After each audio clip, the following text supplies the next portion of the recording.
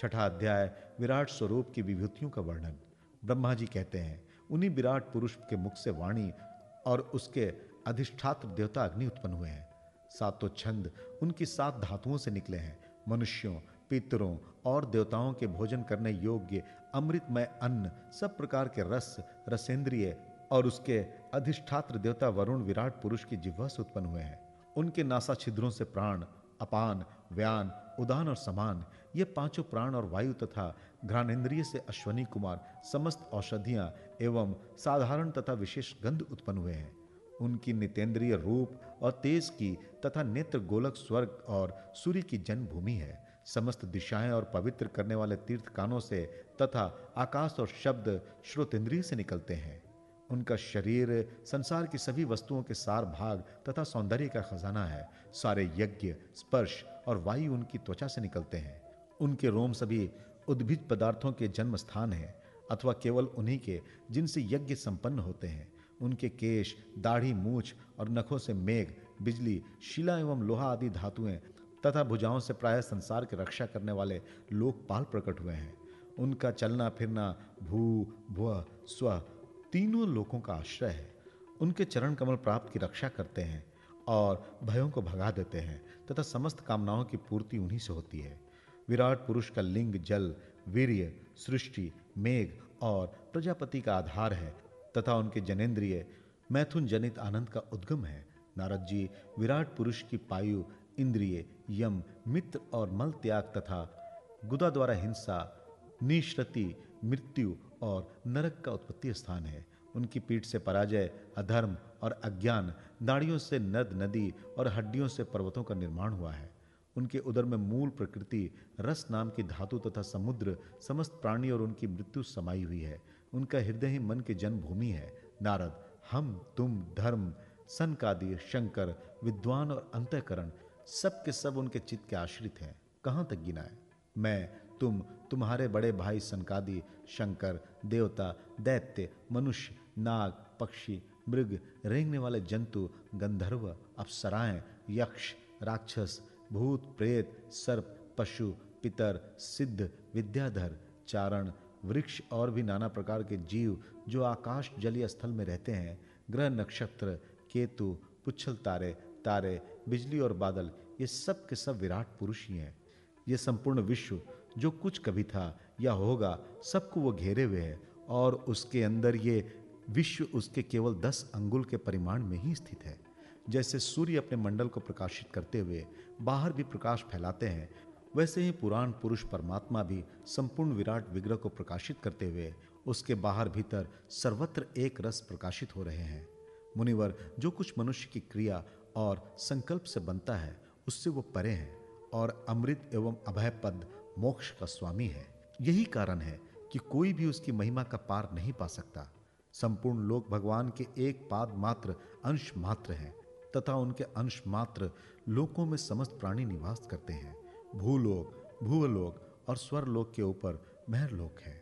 उसके भी ऊपर जन, तप और सत्य लोकों में क्रमशः अमृत, क्षेम एवं अभय का नित्य निवास है। जन, तप और सत्य, इन तीनों लोकों में ब्रह्मचारी, वानप्रस्थ एवं सन्यासी निवास करते हैं। दीर्घकालीन ब्रह्मचर्य से रहित गृहस्थ भूलोक, भूवलोक और स्वरलोक के भीतर ही निवास करते हैं। शास्त्रों में 2 मार्ग बतलाए गए हैं। एक अविद्या रूप कर्म मार्ग जो सकाम पुरुषों के लिए है और दूसरा उपासना रूप विद्या का मार्ग जो निष्काम उपासकों के लिए है। मनुष्य दोनों में से किसी एक का आश्रय लेकर भोग प्राप्त कराने वाले दक्षिण मार्ग से अथवा मोक्ष प्राप्त कराने वाले उत्तर मार्ग से यात्रा करते हैं। किंतु पुरुषोत्तम भगवान दोनों के आधारभूत हैं। जैसे सूर्य अपनी किरणों से सबको प्रकाशित करते हुए भी सबसे अलग है, वैसे ही जिन परमात्मा से इस अंड की और पंचभूत, एकादश इंद्रिय एवं गुण में विराट की उत्पत्ति हुई है, वे प्रभु भी इन समस्त वस्तुओं के अंदर और उनके रूप में रहते हुए भी उनसे सर्वथा अतीत है। जिस समय इस विराट पुरुष के नाभि कमल से मेरा जन्म हुआ, उस समय इस पुरुष के अंगों के अतिरिक्त मुझे और कोई भी यज्ञ की सामग्री नहीं मिली। तब मैंने उनके अंगों में ही यज्ञ के पशु, यूप, स्तंभ, कुश, ये यज्ञ भूमि और यज्ञ की योग उत्तम काल की कल्पना की। ऋषि श्रेष्ठ, यज्ञ के लिए आवश्यक पात्र आदि वस्तुएं, जौ, चावल आदि औषधियां, घृत आदि स्नेह पदार्थ, 6 रस, लोहा, मिट्टी, जल, ऋक, यजु, साम, चातु, होत्र, यज्ञों के नाम, मंत्र, दक्षिणा, व्रत, देवताओं के नाम, पद्धति, ग्रंथ, संकल्प, तंत्र, अनुष्ठान की रीति, गति, मति, श्रद्धा, प्रायश्चित और समर्पण, ये समस्त यज्ञ सामग्री मैंने विराट पुरुष के अंगों से ही इकट्ठी की। इस प्रकार विराट पुरुष के अंगों से ही सारी सामग्री का संग्रह करके मैंने उन्हीं सामग्रियों से उन यज्ञ पुरुष परमात्मा का यज्ञ के द्वारा यजन किया।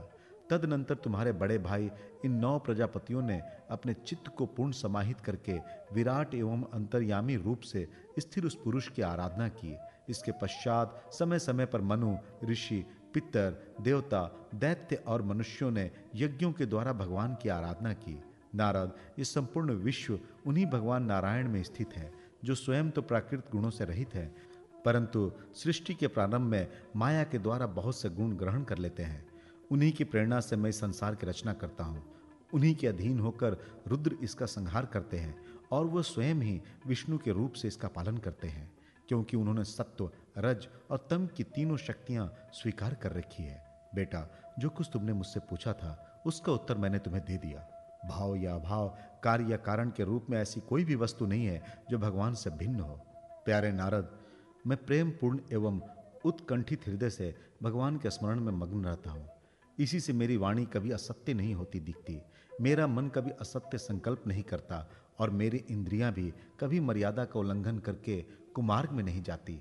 मैं वेद मूर्ति हूँ, मेरा जीवन तपस्या में है। बड़े बड़े प्रजापति मेरी वंदना करते हैं और मैं उनका स्वामी हूँ। पहले मैंने बड़ी निष्ठा से योग्य का सर्वांग अनुष्ठान किया था, परंतु मैं अपने मूल कारण परमात्मा के स्वरूप को नहीं जान सका, क्योंकि वे तो एकमात्र भक्ति से ही प्राप्त होते हैं। मैं तो परम मंगलमय एवं शरण आए हुए भक्तों को जन्म मृत्यु से छुड़ाने वाले परम कल्याण स्वरूप भगवान के चरणों को ही नमस्कार करता हूँ। उनकी माया की शक्ति अपार है। जैसे आकाश अपने अंत को नहीं जानता, वैसे ही वे भी अपनी महिमा का विस्तार नहीं जानते। ऐसी स्थिति में दूसरे तो उसका पार पा ही कैसे सकते हैं। मैं, मेरे पुत्र, तुम लोग और शंकर जी भी उनके सत्य स्वरूप को नहीं जानते, तब दूसरे देवता तो उन्हें जान ही कैसे सकते हैं। हम सब इस प्रकार मोहित हो रहे हैं कि उनकी माया के द्वारा रचे हुए जगत को ठीक ठाक नहीं समझ सकते, अपनी अपनी बुद्धि के अनुसार ही अटकल लगाते हैं। हम लोग केवल जिनके अवतार की लीलाओं का गान ही करते रहते हैं, उनके तत्व को नहीं जानते। उन भगवान के श्री चरणों में मैं नमस्कार करता हूँ। वे अजन्मा एवं पुरुषोत्तम है। प्रत्येक कल्प में वे स्वयं अपने आप की ही सृष्टि करते हैं, रक्षा करते हैं एवं संहार करते हैं। वे माया के लेश से रहित केवल ज्ञान स्वरूप हैं और अंतरात्मा के रूप में एक रस स्थित हैं। वे तीनों काल में सत्य एवं परिपूर्ण हैं, ना उनका आदि है ना अंत। वे तीनों गुणों से रहित सनातन एवं अद्वितीय हैं। नारद, महात्मा लोग जिस समय अपने अंतःकरण, इंद्रिय और शरीर को शांत कर लेते हैं, उस समय उनका साक्षात्कार करते हैं, परंतु जब असत्य पुरुषों के द्वारा कुतर्कों का जाल बिछाकर उनको ढक दिया जाता है, तब उनके दर्शन नहीं हो पाते। परमात्मा का पहला अवतार विराट पुरुष हैं।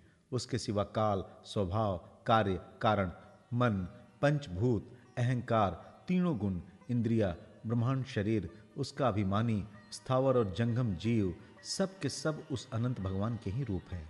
मैं, शंकर, विष्णु, दक्ष आदि ये प्रजापति, तुम और तुम्हारे जैसे अन्य भक्त जन, स्वर्ग लोक के रक्षक, पक्षियों के राजा, मनुष्य लोक के राजा, नीचे के लोकों के राजा, गंधर्व, विद्याधर और चारणों के अधिनायक, यक्ष, राक्षस, सांप और नागों के स्वामी, महर्षि, पितृपति, दैतेंद्र, सिद्धेश्वर, दानवराज और भी प्रेत, पिशाच, भूत, कुष्मांड, जल जंतु, मृग एवं पक्षियों के स्वामी एवं संसार में और भी जितनी वस्तुएं ऐश्वर्य, तेज, इंद्रिय बल, मनोबल, शरीर बल या क्षमा से युक्त हैं, अथवा जो भी विशेष सौंदर्य, लज्जा, वैभव तथा विभूति से युक्त हैं, एवं जितनी भी वस्तुएं अद्भुत वर्ण वाली, रूपवान या अरूप है, वे सब के सब परम तत्व में भगवत स्वरूप ही हैं।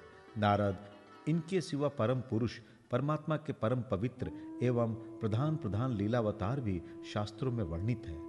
उनका मैं क्रमशः वर्णन करता हूँ। उनके चरित्र सुनने में बड़े मधुर एवं श्रवणेन्द्रिय के दोषों को दूर करने वाले हैं। तुम सावधान होकर उनका रस लो।